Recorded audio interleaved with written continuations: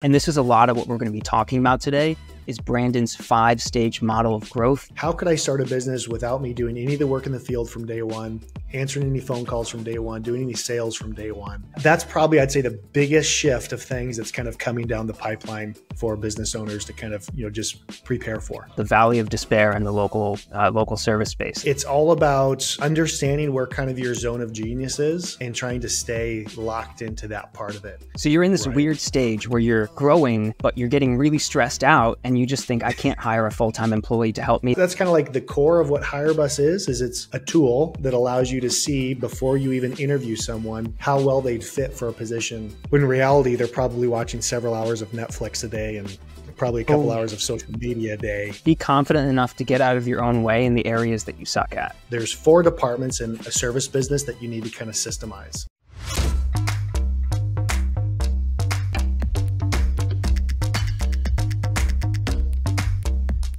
We are live on the Balanced Business Podcast. I'm here with Brandon Vaughn today. He is a serial entrepreneur in the local services space, and I wanted to share his journey with you as well as some of the communities that he's involved in, because I really think a lot of us here will benefit from his experience and the journey that he's taken in his own local business. So Brandon started or founded All Clean Soft Wash in 2012, a pressure washing and window cleaning company, and he then proceeded it over 6 seasons to grow it to $500,000 a month in revenue. So Brandon has really seen how to run a local business at all different stages of growth, from the very beginning as a small family-owned business all the way to a larger company where you're actually considering bringing in an outside CEO to run it for you. And this is a lot of what we're going to be talking about today is Brandon's 5-stage model of growth to running a small business like a CEO.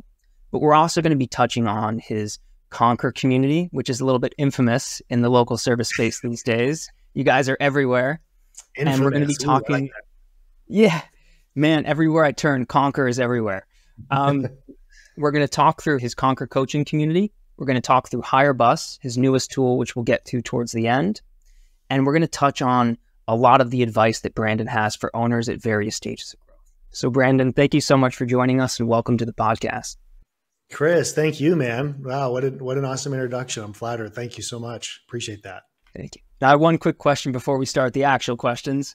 Did you found All Clean Soft Wash, or was that a family business that you stepped into early on? Great question. So it actually started out as All Clean Window Service. So my dad actually founded that in 1978, and I kind of watched him grow that business as an owner-operator for 33 years. So it was... And actually, he used all of his kids in that business. He had his little child labor pool of his kids that he had. So it was me and my brother and my 3 sisters over a period of time. But for 33 years, he ran that business as an owner operator, where it was between 0 and 1 employees for that entire time period. So it was cool. I mean, I got a chance to kind of grow up and see, that business. See my dad run that business. He would pay me like 5 cents a screen when I was 13 years old to come out and help him, wash screens. But up until 2012, I had actually stopped working for my dad, did a couple other ventures. My dad was diagnosed with heart disease, and the business was kind of faced with closing down. So in essence, what happened was the doctor told him, hey, look, you can keep doing this business if you want, but you cannot do any physical labor anymore. No ladders. No putting your arms over your head, which, anyone who knows window cleaning, it's like everything that you do, it's like ladders and buckets and putting your arms up. So the business was just kind of faced with closing down. And at the time I was doing something different. I came in, we had a family meeting. I asked my dad how much money he would need to retire. He told me he'd need basically to supplement $3,000 a month for the rest of his life. And I said, okay, I'll buy it. I'll buy it for $3,000 a month for the rest of your life. The business was doing about $8,000 a month at the time. So then I was just kind of faced with, okay, now I really have to figure out how to grow this thing so I could take care of my family with 2 kids and my mom and my dad. And to do that, I knew that I just had to, grow it a lot. So that's what, then we rebranded as All Clean Soft Wash, and got rid of just the window cleaning only and kind of expanded out our services. We That was a good answer, man. That actually answered most of the first question. That's it's not a bad thing to earn your keep. You know, most of the owners I talk to these days, it's kind of interesting. The past 10 years or so, I'd say, a lot of owners are coming in with no prior family business experience, no prior community or local service business experience. They're coming in because the model is very attractive to them as something they can run remotely now. But up until 10 years ago, that wasn't really the case. It was almost exclusively family small businesses. So it's really interesting to see that you've really ridden that entire progression all the way from the 70s, 80s, 90s, early 2000s. You have really seen that development from the family business to this new type of local model that a lot of people are running. It's very different to, I imagine, what you grew up in when you were doing the screens yourself. So in terms of all clean soft wash, I had a kind of big opening question for you. And take as much time as you need here because it's going to set the tone for the rest of the questions I have for you. But I wanted to see if you could generally walk us through at a high level some of the achievements and key milestones that you felt were the deciding factors in growing from 8K a month all the way to 500,000 a month. Yeah. Well, the first one was hiring my first employee. I would say that was probably the big, major key milestone. I started out where it was just me on the tools doing the thing. And of course, what I had to do on top of that was go out and sell the jobs in the evenings and the weekends, to try to get things going. But really I needed a helper. There was enough work that was coming in on the schedule to where it could justify, hiring a helper. And I'd say probably the biggest epiphany moment that I had when I hired my first employee was eventually realizing that they needed to be more than just a helper. I needed to train them to be able to run a crew on their own or run a truck on their own. If I was really going to grow this thing to a place where I could truly be, stepping off the truck, I had to train my first employee to be able to replace me on the truck. And for me, that was very, very difficult to do so. And so, kind of navigating through that mindset shift of, all right, I'm on the tools every single day, just like my dad was every day for 33 years.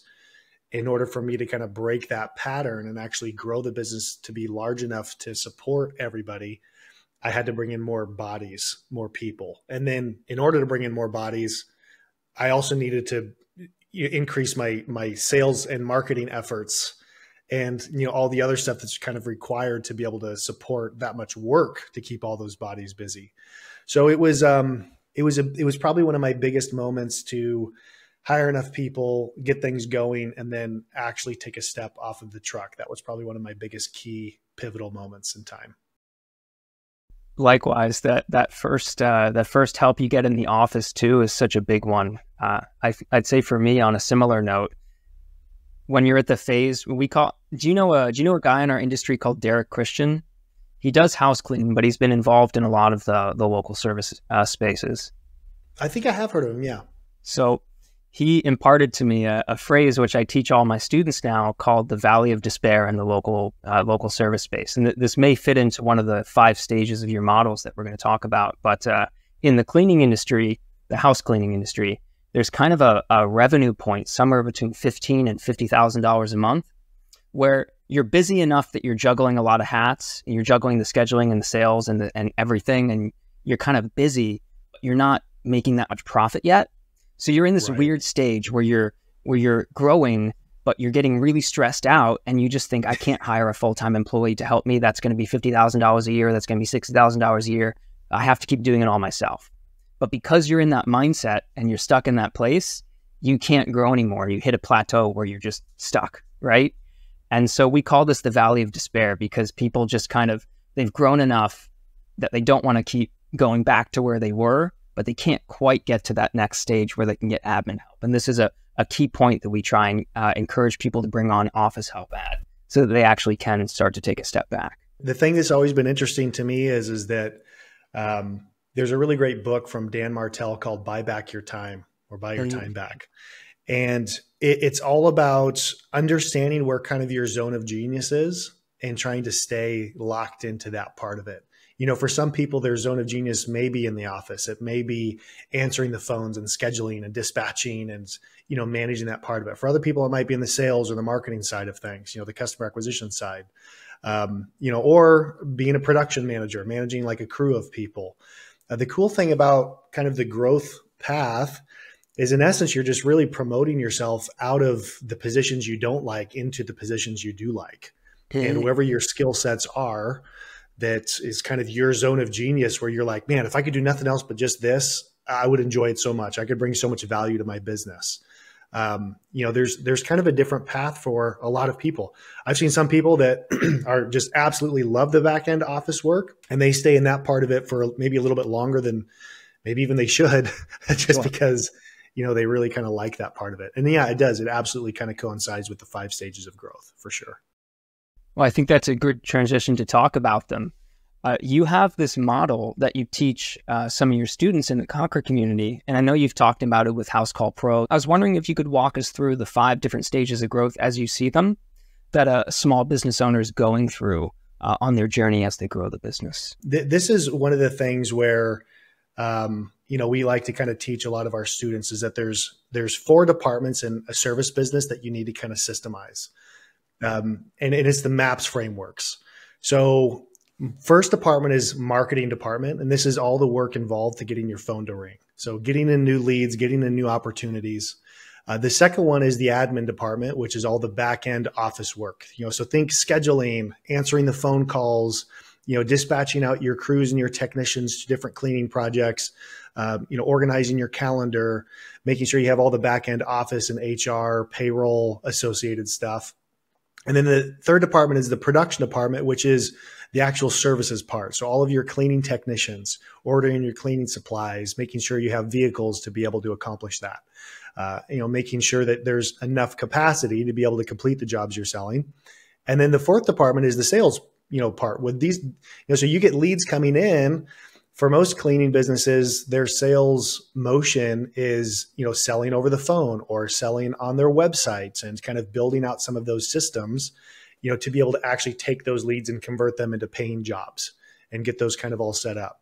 So, what we kind of teach is, as a business owner, you're pretty much like, the executive.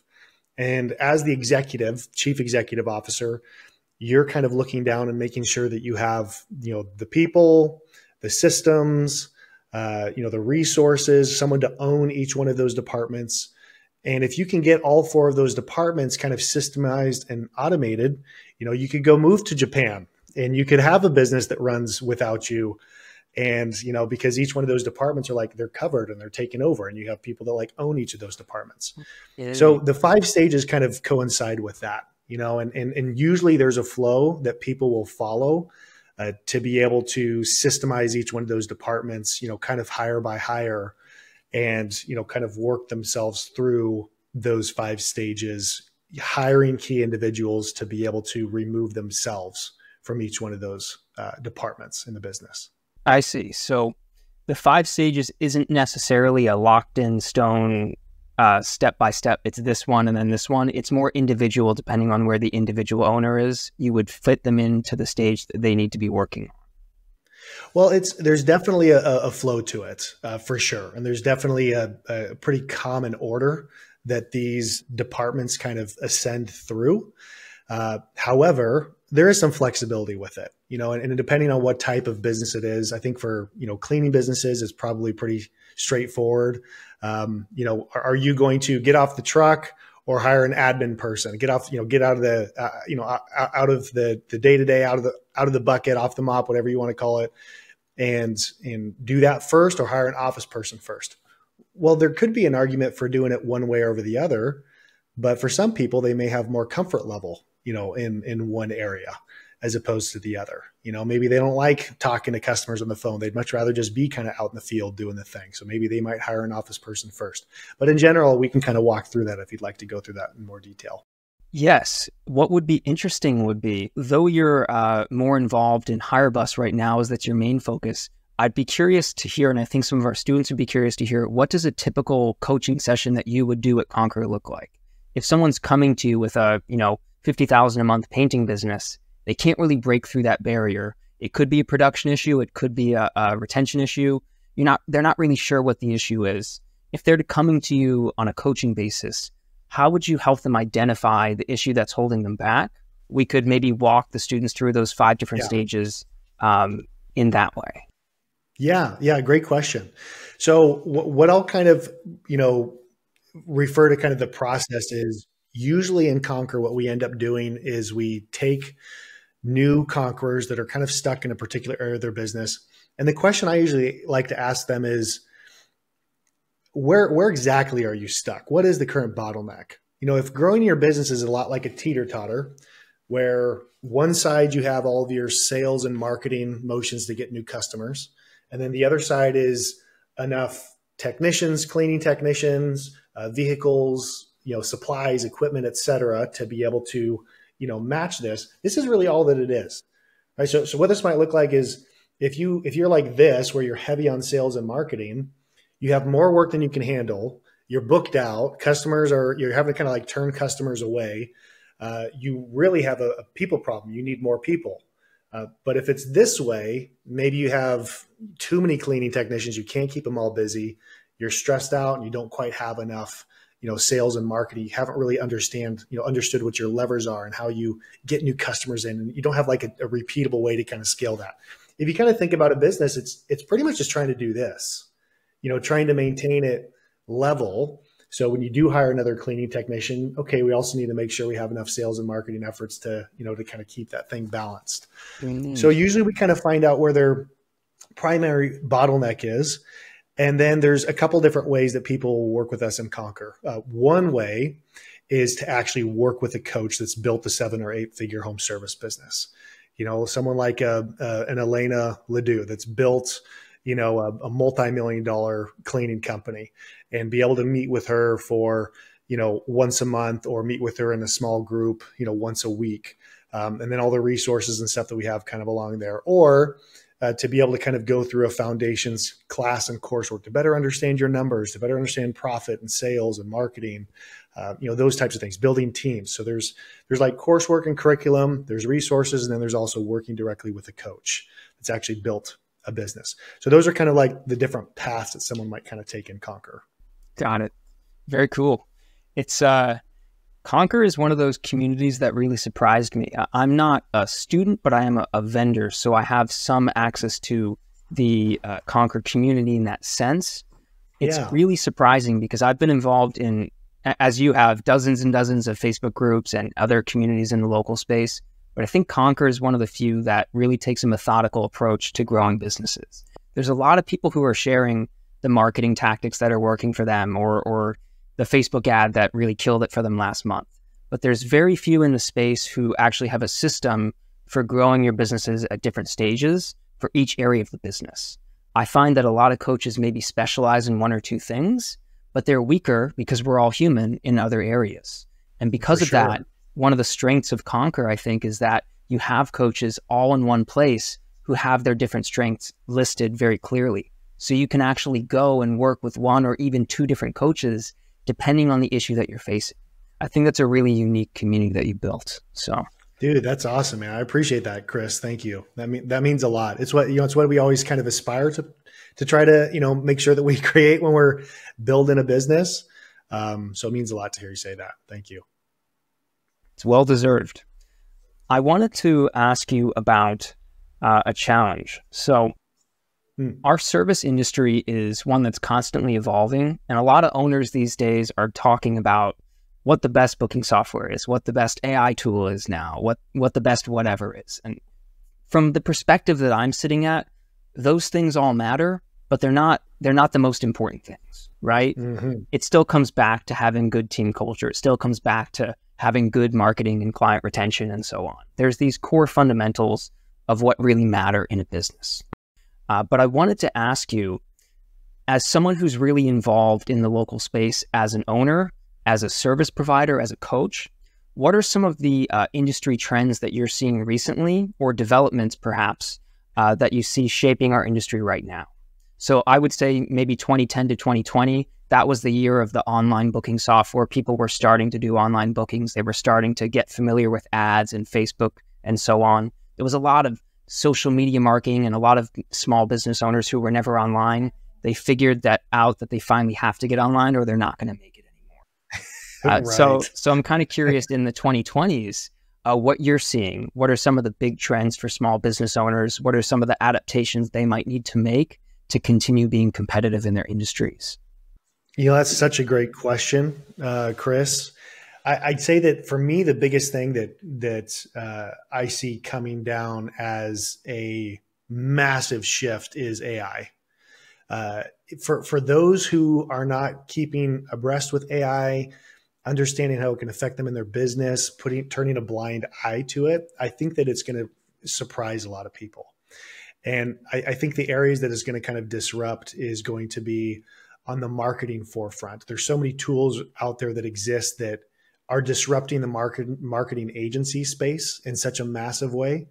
I think that, being able to just even arm not very tech savvy cleaning business owners with an assistant in their pocket that can help them solve some of their biggest challenges that they face in their business. I use ChatGPT every single day, and I'll have it give me summaries on books that maybe I've read, but help me like take those books that I've read and turn it into an actionable plan for me inside of my business. And before, you may finish reading a book like Alex Hormozy's $100 million offers and think like, wow, that's really great. But how do I apply this to a maid service business? Or how do I apply this to, a pressure washing business? Like, you can ask ChatGPT to help you apply it, and understand and just kind of, disseminate information a little bit more. It's still too early to see all the way that AI will affect us.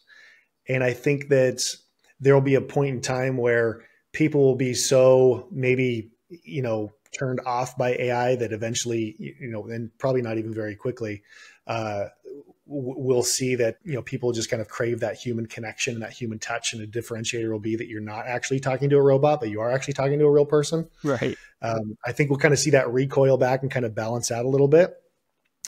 But that's probably, I'd say, the biggest shift of things that's kind of coming down the pipeline for business owners to kind of, just prepare for. But with that being said, the human connection part of it, building a strong culture, selling the vision of it, making sure that your teams understand that you care first and foremost about them, and you want to help them achieve their dreams and their goals and their aspirations. That's something that's timeless that I think no matter what will be a major competitive advantage for a lot of business owners that maybe just don't give that too much thought. Technology kind of comes and goes. Every CRM has pros and cons, and there's no such thing as a perfect CRM. However, I think that focusing on a couple of those key areas will make a really big difference for businesses in the long run. I very much agree. It's interesting what you just touched on in terms of human connection. It's one of the things that I try and talk about with new owners who are entering the space for the first time. I think a lot of people now, they look at the local spaces as an opportunity for a passive business, but it's really not. You work hard in the local spaces, but a lot of people come to me, they've seen a Facebook or YouTube ad or some guru talking about a remote business from day one, right? And technically that's possible, but it's still 1 in a million if you're going to do that from day one or not, right? But a lot of owners come to me and they say, I want a remote cleaning business, or I want a remote painting business, and I never want to speak to my teams again. And I kind of have to claw them back. And I think, yeah, that's a nice dream, but these are people who are doing work for you and earning you money. Right? Yeah. How much equity do you want to share with your operating partner? Right. You got to really think about it that way. Yeah. You just have to have that you just got to ground them a little bit. I think previously drop shipping and Amazon fulfillment and all these Etsy stores, these were kind of the models for passive income. But I'm seeing some people enter now thinking that the local space is that, but it's not. The local service industry, what's special about it is it's a physical business. At the end of the day, someone is going to your customer's home, entering their home and doing a service for them. There's a real human part of that can never really be taken away. Maybe 50 years from now, I will eat my words, but right now it's still a very human-centered business. And so you've got to keep that part of it central. These are tools which assist you in the delivery of a service, but that's all that they're meant to be, right? Yeah, I agree. I agree 100%. And I think that, at the end of the day, realizing that what we are selling is the people that show up with the mops and the buckets. And that resource is one of the most important resources that we have. We have to have a really good, acquisition source to be able to get those resources to be able to offer our customers. We're in essence a concierge that's just matching up our homeowners and our customers with really great, amazing people that they can trust inside of their homes. Like that really is the service that we're providing. And so sometimes there's not enough focus on that part of it. I think some people are looking for the easy button, but it is one of the biggest challenges of a service business is getting a good qualified person on the bus in the right seat, to be able to kind of like take care of that part of it. And I think some people would just like that to not be the case, but it is, we have to, we're in the people business first and foremost. Very much. And I think that's a good marking point where we could talk about your newest venture, which is HireBus. So yeah. HireBus is really interesting to me, both as an owner and as someone who's involved as a service provider, because it's really one of those tools that has caught my eye as something that's refined almost from day one. There's a lot of claims in that, in every space, but especially especially in marketing and in hiring. Those are the two biggest areas I see claims being made. But it seems to me like you guys have really got a great system figured out for automating large parts of the hiring process. So I'd like to see if you could talk a little bit about what you're doing with HireBus for home service providers and where you think you're going with it. I'm kind of curious if there's an ultimate vision for what HireBus should be in the end when you're done with it. Yeah, well, I appreciate that. Honestly, HireBus started out because very selfish reasons. I'm still a home service business owner myself. With my company, All Clean, we would hire, 25 people in 30 days to kind of launch up into our busy season for the spring. And, we knew what it would take, exactly how much money we had to spend on ads, how many different job ads we had to post, all the automations and text message follow-up and ringless voicemails and emails, nurturing them and kind of getting them all across the process to where hopefully they'd show for the interviews. And then we would, schedule an assessment with them to kind of understand what their different behavioral attributes would be. And we used a whole bunch of different platforms out there like DISC, like Colby, like Culture Index, Predictive Index. But the problem with so many of these different, types of behavioral assessment tools was they're very cost prohibitive. Yeah. It would cost anywhere between $6 and $50 to be able to get an assessment for someone to see, how well they might do in a role. So I actually met this amazing clinical psychologist who'd been in the business for about 25 years. His name is Rick Braden. And he actually had an algorithm and a software platform that he had used for years, helping Fortune 500 companies and universities benchmark and score individuals. And we actually took it and we adapted it for home services. So it's a single question assessment that only takes someone a couple minutes to complete that will give you a score on a scale of 1 to 10, how well they'll fit for a given position in your company, whether it's a technician, an assistant technician, a general labor, an office manager, production manager, salesperson, even a CEO or, integrator. And so that's kind of like the core of what HireBus is it's a tool that allows you to see before you even interview someone, how well they'd fit for a position on a scale of like 1 to 10. That's at its core. What's built around that is a complete done-for-you hiring system to where our AI will write all of your job ads, come up with multiple job copy, ad copy tests, publish them, track the results, optimize the copy so that it's always like performing at the highest level. And then it'll nurture all the candidates with text messages, email follow-up, conversational AI. And just like before you know it, you have interviews scheduled on your calendar with an AI-generated summary on their resume and their experience and even some of their interview questions that just kind of takes all the stress and headache of you trying to hire people. And, basically always creating this done-for-you hiring funnel that just brings in candidates on autopilot. So it's really cool. I mean, we use it for all of our Wise Coatings locations. We have 21 locations right now.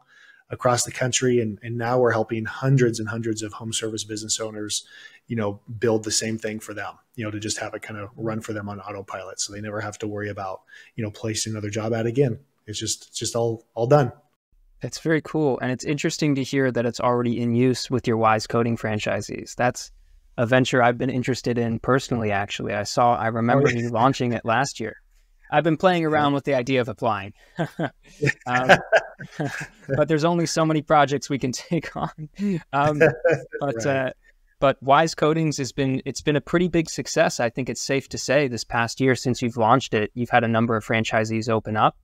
And I've only seen from the outside since I'm not a franchisee myself, but from what I've seen, you guys are really supporting them very well. So it's cool to hear that you're actually tying Hire Bus into it. And I would assume some of the coaching experience that you've learned and taken from Conquer, you're probably applying to Wise Codings too. So this is kind of an interesting real life case study in a way on a bigger scale, if all that you've learned can be applied to new franchisees. So I'm curious if we could maybe talk for a minute or two about what you're doing with Wise Codings and how you're actually fostering your franchisees. Yeah, well, Wise Coding started as an experiment. I wanted to see how long it would take me to start a home service business from zero to $1 million in revenue. And I created a YouTube series called Map to a Million. There's 16 episodes on there that are an average of about 8 minutes long. Basically picking the industry, trying to launch it and grow it. But the big differentiator that I did with Wise Codings was, how could I start a business without me doing any of the work in the field from day one, answering any phone calls from day one, doing any sales from day one, just purely focusing on the marketing and the hiring part of it. Of course, the big shortcut that I had, kind of the punchline of it was I took every resource that we had in Conquer, like every Basecamp resource document, and I cloned it, and then boom, all my systems are done from day one in my service business.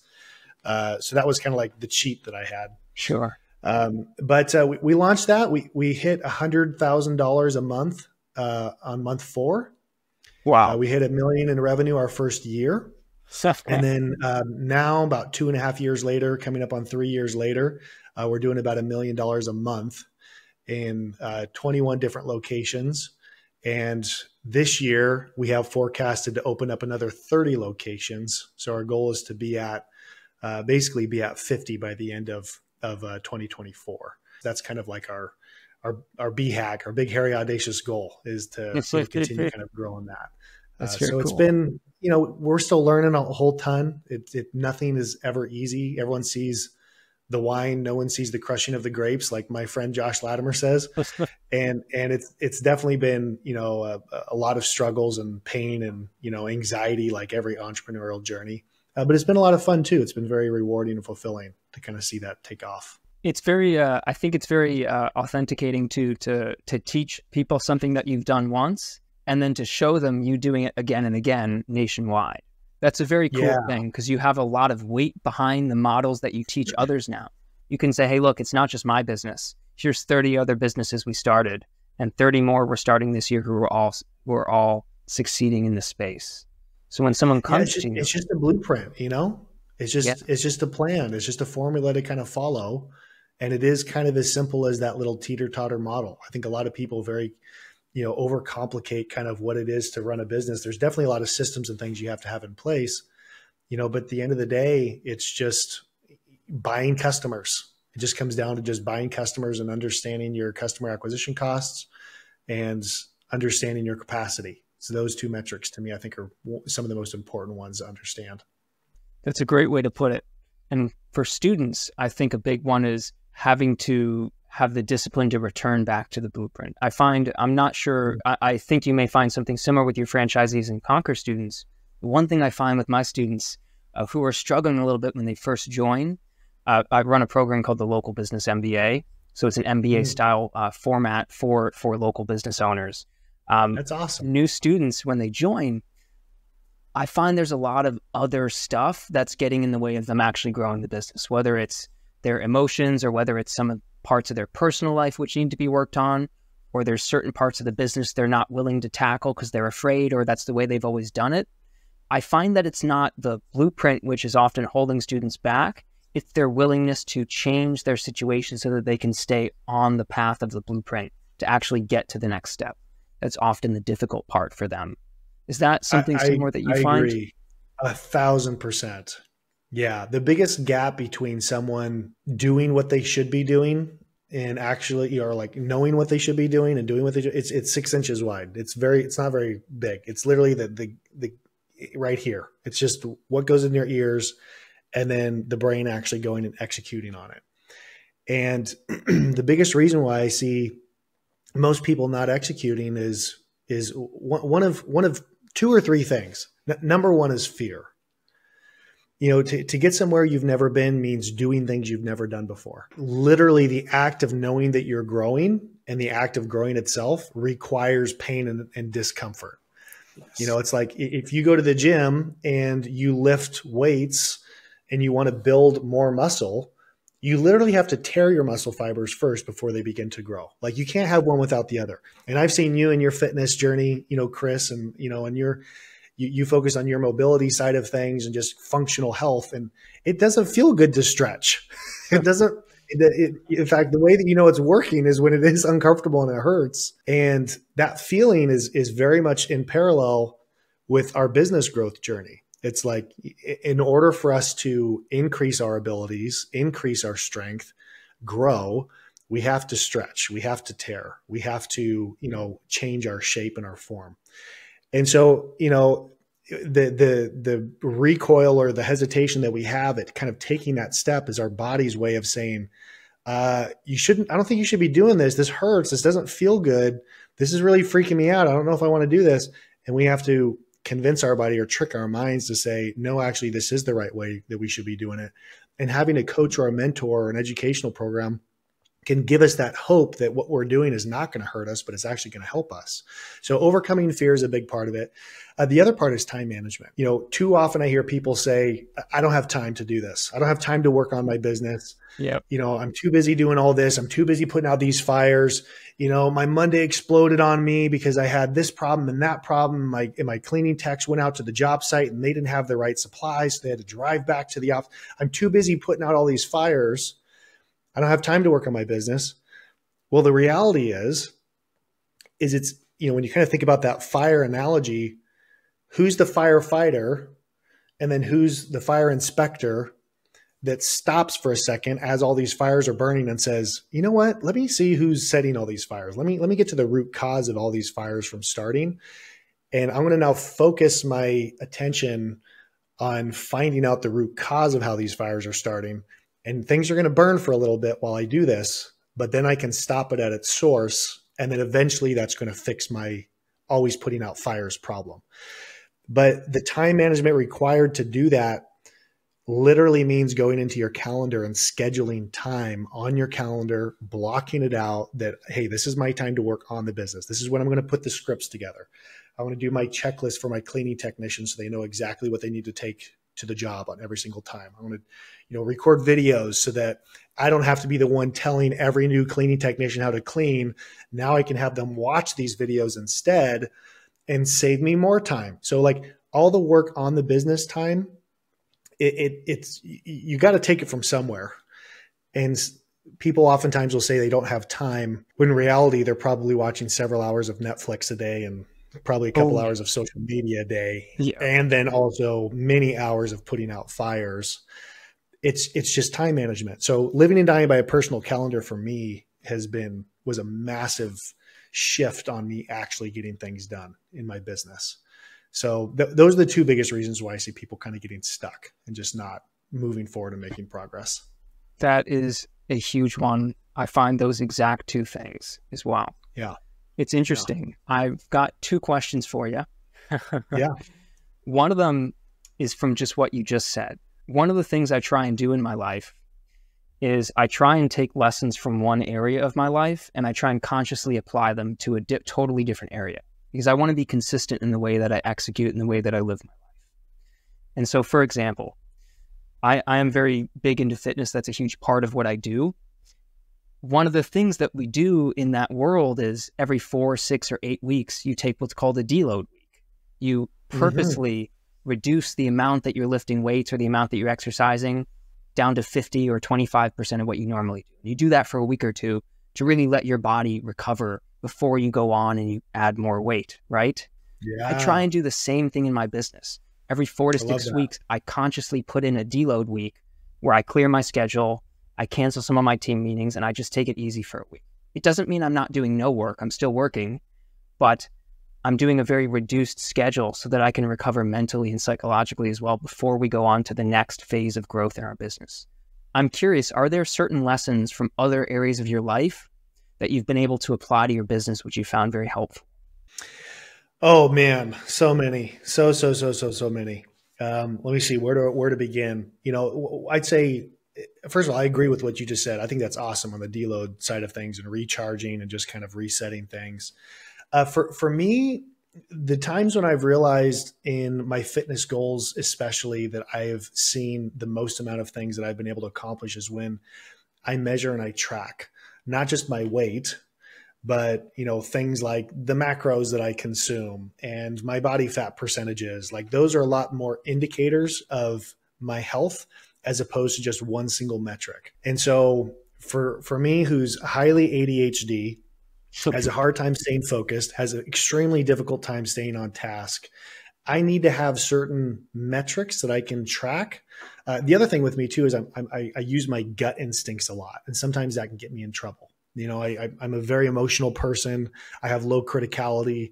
I think everyone's great on my team, and getting good instrumentation, getting good KPIs, key performance indicators, getting dashboards that show all these different aspects of my health, of my business, give me good tools to be able to hold myself accountable and also other people on my team accountable. So for instance, I know exactly what I need to do to be in shape. I know exactly what my macros should be, what the splits should be. I know how many times I should work out. I know what my workout program should be. However, for me personally, I still have a hard time motivating myself to get up and go to the gym. So I have to go out and hire a personal trainer to professionally babysit me to show up on these, to show up actually there, because I know about myself, I need accountability. So accountability is a big part of something that I have to put in place in every single aspects of my life. When I went into Journey to get my pilot's license, I had to schedule out all of my sessions way in advance so that way I wouldn't forget about them. And I had to have someone that I was accountable to do it. Same thing with me wanting to take music lessons. Like, I need to hold myself accountable. I need coaches and mentors in every aspect of my life to hold me accountable. Cool. Otherwise, I just don't get things done because I'm very ADD and highly task driven. Not highly task driven. So, scheduling recurring appointments with every one of my team members and just putting it on my calendar. If I'm going to be doing performance reviews, scheduling those way out in advance. So when it comes up, I'm like, well, shoot, I got to do it now. It's on the calendar. Both of us see it. Little kind of life hacks like that to force me to be accountable to getting some of those things done. Very good. That's a huge one for me too, man. I try and do something similar when I'm learning a new skill.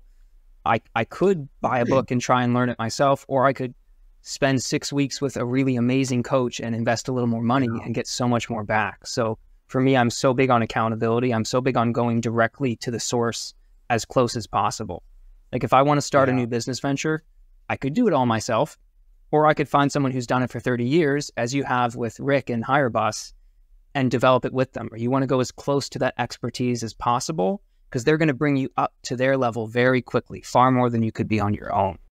So 100%. That was a great one you gave there. I think it's interesting how different areas of our life, as we grow, we start to see there's kind of meta principles that apply to all areas, whether that's accountability or authenticity or integrity. There's certain values that you can take into anything that you do. It doesn't matter if it's business or sport or relationships or marriage. Those principles will find success for you in any area if you really apply them. So 100%. Yeah, I couldn't have said it better myself, Chris. I agree with you 100%. Very cool. So we've talked through your 5 stages of growth and the journey that you've gone on with All Clean. We've talked through a little bit about Conquer and what you're doing at HireBus. I wanted to ask you kind of a big ending question. It's putting you on the spot a little bit. Bring it on. Let's go. I'm an open book.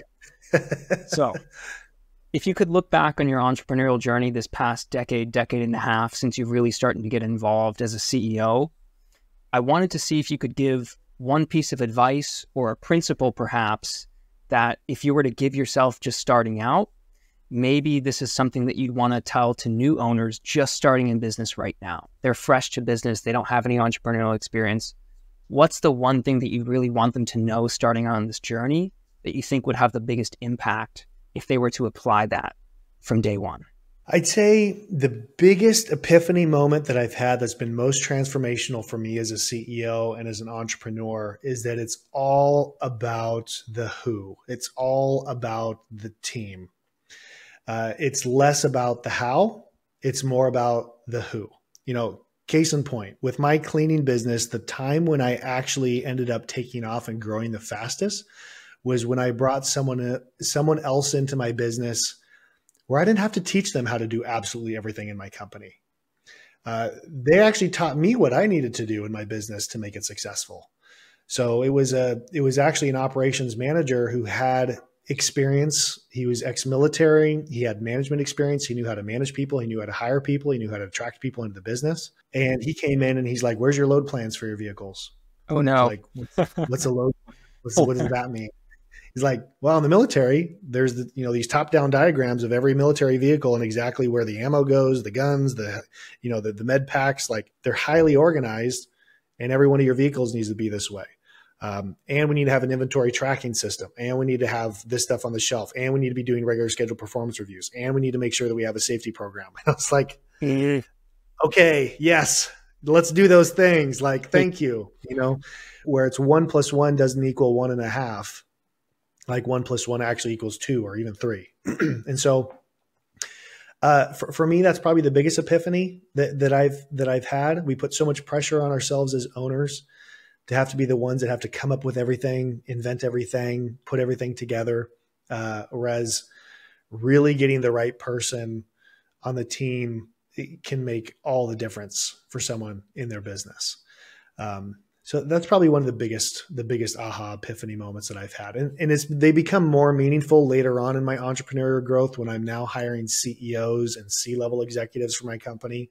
Like, it's like a whole nother mind-blowing moment for me, even just in the last couple of years, understanding the power of getting someone high level like that on your teams. And then the other part that I'd say that, kind of bringing it back down in is anytime you do anything in your business, document it in some form or fashion. If right now you're listening to this and you're saying, Brandon, Chris, I'm still on the tools. I'm still doing the cleaning.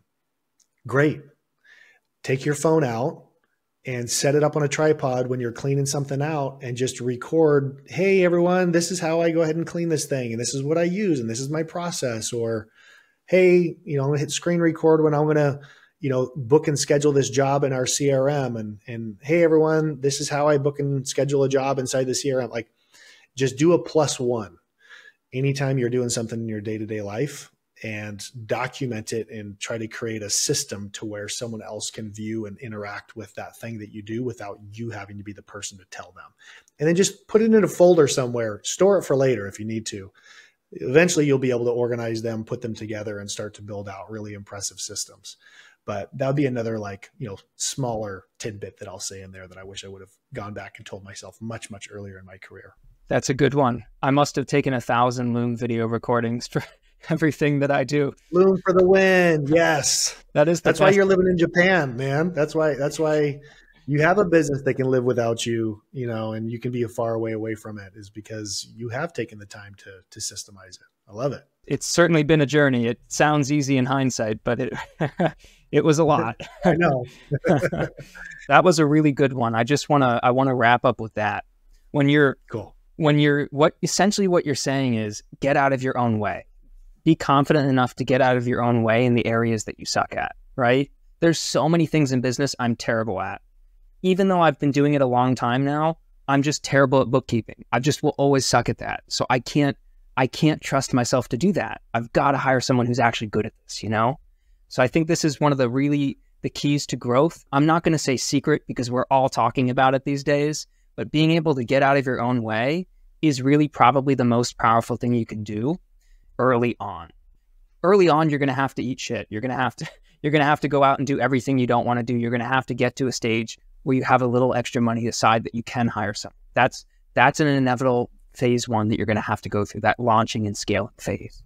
But as you're going through that, you have to start looking ahead. You can't get stuck in that phase in the mindset. You may be physically in that phase in your business, but you have to be thinking with your mind what parts you can delegate so soon. What's the first thing that'll have the biggest impact that you can let go of and let someone else do? So I really like the way that you phrased that. I think that's great advice. I would say the last thing is, just as we're wrapping up here, is in terms of connecting with you, if people want to use HireBus, hirebus.com is the right URL to go to. But in terms of connecting with you, Brandon, if someone wants to get in direct contact with you and maybe have a chat or ask you what the best path for them is, what's the best way for them to reach out to you? Best place would be to connect with me on Facebook. I only use Facebook just for business. I don't use it for personal. So Facebook Messenger, add me on Facebook, shoot me a message on there. I reply to those messages very, very often. I also have an assistant that kind of goes in and helps me manage some of that stuff as well. I'm terrible with email. I'm terrible with text messaging. It just doesn't work well. So that's probably the best place to be able to, to actually connect and have a conversation would be there. But my other encouragement would be, go check out conquernow.com, and check that out. See if there's a program there that might be a good fit for you as well. And then if you go to hirebus.com/free, you can get a free assessment, which is kind of cool. You can actually test it out and kind of see it in person if you'd like to look at that. That'd be the two places where I probably point people. Very cool. Brandon, it's a real pleasure having you on. I'm so glad we got this chance to finally share with you some of what we're doing. And I hope to have you on again soon. Thank you. Yeah. Thank you, Chris. Nice chatting with you.